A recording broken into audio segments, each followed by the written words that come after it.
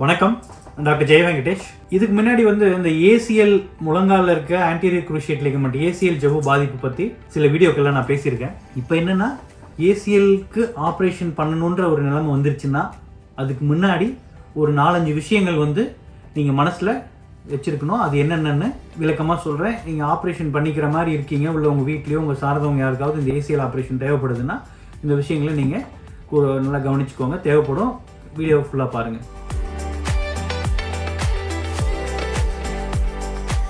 அதாவது ACLங்கிறது பெரும்பாலானோருக்கு ஆப்ரேஷன் பண்ணால் தான் சரியாகும். கம்ப்ளீட் ACL டேராக இருந்ததுன்னா, அதுவும் இளம் வயதினராக இருந்தால் சர்ஜரி பண்ணிக்கிறது தான் நல்லது. லாங் டேர்மில் முழங்காலுக்கு பிரச்சனை வராமல் இருக்கணும்னா இந்த ACL சர்ஜரி பண்ணிக்கிறது தான் நல்லது.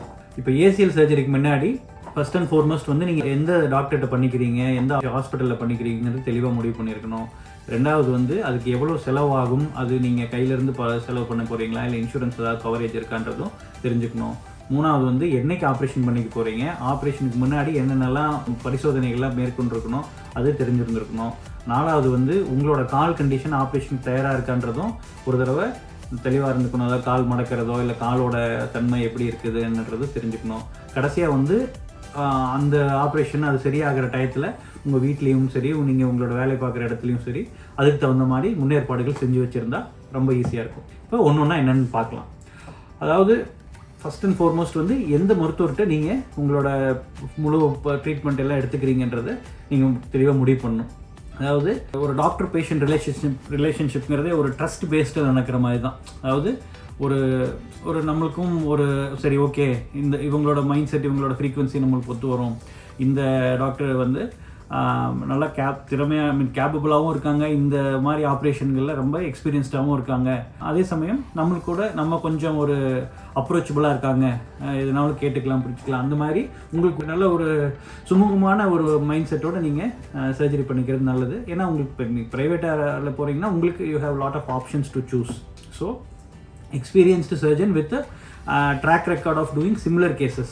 இதே மாதிரி ஆப்ரேஷன் இதுக்கு முன்னாடி நிறையா ஆப்ரேஷன் பண்ணுற ஆர்த்ரோஸ்கோப்பி, அந்த கீஹோல் அந்த தொழில்நுட்பம் நிறையா உபயோகப்படுத்துகிற ஆர்த்தோபெடிக் சர்ஜன்கிட்ட பண்ணிக்கிறது நல்லது. அதே மாதிரி ஆப்ரேஷன் பண்ணுற திருப்பி நிறைய பண்ணுற மாதிரி சென்டராக இருந்துச்சுன்னா அங்கே இருக்க என்டையர் டீமுமே அதில் டியூன்டப்பாக இருப்பாங்க.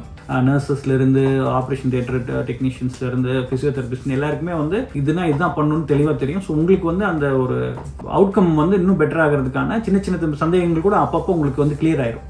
அதனால் இதே மாதிரி ஆப்ரேஷன்கள் நிறைய பண்ணுற சென்டர்ஸில் டாக்டர்ஸ்கிட்ட பண்ணிக்கணும். அதே மாதிரி அப்ரோச்சபிளாகவும் இருக்கணும். ஏன்னா இது சர்ஜரி பண்ண முடிஞ்சுன்னு கிடையாது. கிட்டத்தட்ட ஒரு 6 மாதம் வரைக்கும் கூட, 3லேருந்து 6 மாதம் வரைக்கும் நீங்கள் ஃபாலோஅப்லேயே இருந்துட்டு இருக்கணும். நீங்கள் ஃபுல்லாக ரெக்கவர் ஆகிற வரைக்குமே உங்களுக்கு ஒரு டச்சில் இருந்துகிட்டே இருக்க மாதிரி இருக்கணும். இப்போ என்னென்னா கிராமங்களில் இல்லை சின்ன நகரங்களில் இந்த ஆப்ரேஷன் பண்ணுறது இல்லைன்ற பட்சத்தில் நீங்கள் உங்கள் பக்கத்தில் இருக்க பெரிய சிட்டிஸில் போய் பண்ணிக்கலாம். என்னென்னா சர்ஜரி முடிஞ்சதுக்கப்புறம் நீங்கள் ப்ரைவேட்டாக இருந்துச்சுன்னா டெலிகன்சல்டேஷன் மாதிரி கூட நீங்கள் ஃபாலோ பண்ணிக்கலாம். உங்களோட எப்படி ப்ரோக்ரஸ் இருக்குது என்னன்றதை எல்லா சந்தேகங்களுமே நீங்கள் கேட்டுக்க முடியும். அதனால் இதெல்லாத்தையும் மனசில் வச்சுட்டு நீங்கள் எங்கே சர்ஜரி பண்ணிக்க போகிறீங்கிறத முடிவு பண்ணுங்கள். இப்போ ரெண்டாவது என்னென்னா ஆப்ரேஷனுக்கு எவ்வளோ செலவாகும், அதுக்கு நீங்கள் தயாராக இருக்கீங்களா? இப்போ கவர்மெண்ட் ஹாஸ்பிட்டல்ஸில் இந்த முதலமைச்சர் காப்பீட்டு திட்டத்தை வச்சு இலவசமாகவே இந்த ஆப்ரேஷன் பண்ணுறாங்க. ஒரு சில மருத்துவக் கல்லூரி மருத்துவமனைகள், தனியார் மருத்துவக் கல்லூரி மருத்துவமனைகளையும் இந்த ஆப்ரேஷன் இந்த மருத்துவ காப்பீட்டு திட்டத்தை வச்சு, முதலமைச்சர் காப்பீட்டு திட்டத்தை வச்சு இலவசமாக பண்ணுறாங்க. அது நீங்கள் பண்ணிக்கலாம். இப்போ தனியார் பொறுத்த வரைக்கும் பார்த்தீங்கன்னா நீங்கள் கையிலேருந்து பே பண்ணுற மாதிரி இருக்கும்.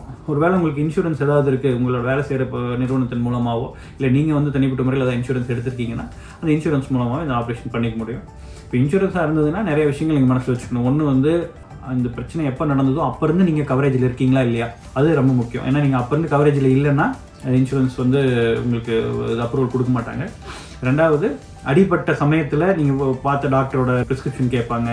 அதே மாதிரி நீங்கள் அடிபட்டு ஏதாவது ஆக்சிடெண்ட்டாக இருந்ததுன்னா நீங்கள் போலீஸ் இன்டிமேஷன் ஏதாவது கொடுத்துருந்தீங்கன்னா அந்த காப்பி, எஃப்ஐஆர் போட்டிருந்தா அந்த காப்பி, அதெல்லாமே கேட்பாங்க. அதெல்லாம் நீங்கள் உங்களுக்கு தயாராக வச்சுருக்கணும். கூடவே இப்போ லேட்டஸ்ட் ட்ரீட்மெண்ட் ப்ரிஸ்கிரிப்ஷன் MRI அதெல்லாம் அனுப்ப சொல்லுவாங்க. இது பார்த்தீங்கன்னா எங்கே ஆப்ரேஷன் பண்ணிக்கிறீங்களோ அந்த ஹாஸ்பிட்டலில் ப்ரீ ஆத்தரைசேஷன் சொல்லிட்டு ஒரு 1 நாள் 2 நாள் முன்னாடி இந்த இன்சூரன்ஸ்க்கு அப்ரூவலுக்காக அனுப்புவாங்க. அவங்க இன்சூரன்ஸ்காரங்க இதெல்லாத்தையும் வெரிஃபை பண்ணிட்டு ஓகே இவர் நம்மளோட பாலிசி ஹோல்டர், இவருக்கு இந்த மாதிரி ப்ராப்ளம் ஆயிருக்கு, நம்ம சாங்ஷன் பண்ணணும்னு சொல்லிட்டு அவங்க சைடில் இருந்து அவங்க ஓகேங்க ஒரு ப்ரீ அப்ரூவல் கொடுப்பாங்க. அப்புறம் நீங்கள் சர்ஜரி முடிச்சதுக்கப்புறம் அவ்வளோ அமௌண்ட் யூஸ்வலாக ஒரு 90% வரைக்கும் இன்சூரன்ஸ் கவர் பண்ணிடுவாங்க. மிச்சம் ஒரு 10% மொத்த தொகையில் நீங்கள் ஒரு 10% நீங்கள் கையிலிருந்து பே பண்ணுற மாதிரி இருக்கும். அதாவது நான் கிளைம் ஐட்டம்ஸ் இருக்குது, டிஸ்போசபிள் ஐட்டம்ஸ், அது பொதுவாக இன்சூரன்ஸ் கவர் பண்ண மாட்டாங்க. அது வந்து நீங்கள் கையிலேருந்து பே பண்ணுற மாதிரி இருக்கும். மூணாவது வந்து எப்போ சர்ஜரி பண்ணிக்கணுன்றது. ஒன்று நீங்கள் ஏன்னா சர்ஜரி முடிச்சுட்டா கிட்டத்தட்ட ஒரு 1 மந்த்துக்கு நீங்கள் உங்களோட எப்போ செஞ்சது மாதிரி அலுவல்கள் செய்ய முடியாது. அதனால் அதுக்கு தகுந்த மாதிரி நீங்கள் உங்கள் ஹாஸ்பிட்டல் டாக்டரோட கன்வீனியன்ட்டு உங்களோட கன்வீனியன்ஸ் பார்த்து டேட் டிசைட் பண்ணணும். அந்த குறிப்பிட்ட டேட்னா அதுக்கு முன்னாடியே மோஸ்ட் ஆஃப் பிளேசஸ் பார்த்தீங்கன்னா பிளட் டெஸ்ட்டு, எக்ஸ்ரே, இசிஜிலாம் எடுத்துகிட்டு தயாராக இருக்க மாதிரி இருக்கும். அட்லீஸ்ட் 1 டே முன்னாடியாவது இந்த டெஸ்ட்லாம் பண்ணணும். ஆப்ரேஷனுக்கு 1 நாள் முன்னாடியாவது இந்த டெஸ்ட்லாம் பண்ணிவிட்டு மயக்க மருந்து டாக்டரை பார்த்து அவங்ககிட்டையும் கொஞ்சம் அவங்களோட இதுவும் பார்த்து எல்லாம் ஓகே அப்படின்ற மாதிரி அவங்க சொல்லுவாங்க. ஏதாவது வேறு ஏதாவது மெடிசன் சாப்பிட்றீங்களா, இதுக்கு முன்னாடி ஏதாவது பிரச்சனை, ஹெல்த் இஷ்யூஸ் இருக்கா, அதெல்லாத்தையும் பொறுத்து அவங்க அப்ரூவல் கொடுத்ததுக்கப்புறம் தான் அவங்களுக்கு ஆப்ரேஷன் பண்ண முடியும்.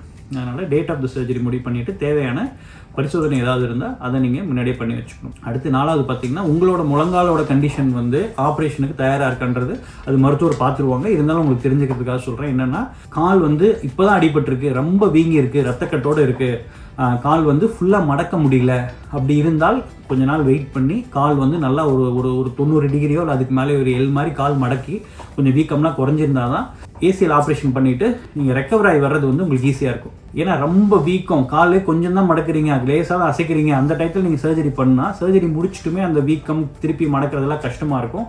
அப்போ வந்து உங்களோட போஸ்ட் சர்ஜரி ரீஹாபிலிட்டேஷன் வந்து ரொம்ப கஷ்டமாக இருக்கும். அதனால் அதுக்கு நீங்கள் ஆப்ரேஷனுக்கு முன்னாடியே கொஞ்சம் வலி இல்லாமல் இருக்கிறப்பவே கொஞ்சம் நல்லா காலை மடக்கி அந்த ரெடி பண்ணிக்கிட்டிங்கன்னா ஆப்ரேஷன் முடிச்சுட்டு உங்களுக்கு அது ஈஸியாக இருக்கும். ஒரு சிலர் வந்து ரொம்ப நாள் ஏசிஎல் இருக்கும், இப்போ தான் சர்ஜரி பண்ணிக்கலாம்னு முடிவு பண்ணியிருப்பாங்க. அவங்களுக்கு பார்த்தா கால் வந்து ரொம்ப ஒரு மாதிரி தளர்ந்து போய் வீக்காக இருக்கும். நல்லா இருக்க காலுக்கு இதுக்கும் பார்த்தா ஹிஞ்ச் டேப் வச்சு பார்த்தா 5 சென்டிமீட்டருக்கு கம்மியாக இருக்கும் நிறைய பேருக்கு. அப்படி இருக்கப்போ பார்த்தீங்கன்னா ஓரளவுக்காவது சர்ஜரி என்னைக்கோ அது வரைக்கும் நீங்கள் முன்னாடி இருந்தே வந்து அந்த காலுக்கு பண்ணுற குவாட்ரிசெப்ஸ் எக்ஸசைஸ், தொடையை டைட் பண்ணி படுத்துட்டு காலை மேலே தூக்கி கொஞ்சம் வெயிட் வச்சு லிஃப்ட் பண்ணுறது, இந்த மாதிரி தொடை சம்மந்தமான கால் சம்மந்தமான பயிற்சிகள் நீங்கள் முன்னாடி இருந்தே பண்ண ஆரம்பிச்சிட்டிங்கன்னா சர்ஜரி முடிச்சதுக்கப்புறம் உங்களுக்கு ரொம்ப ஈஸியாக போயிடும். இந்த ரெக்கவரி ஃபேஸ் வந்து கொஞ்சம் ஃபாஸ்ட்டாக இருக்கும்.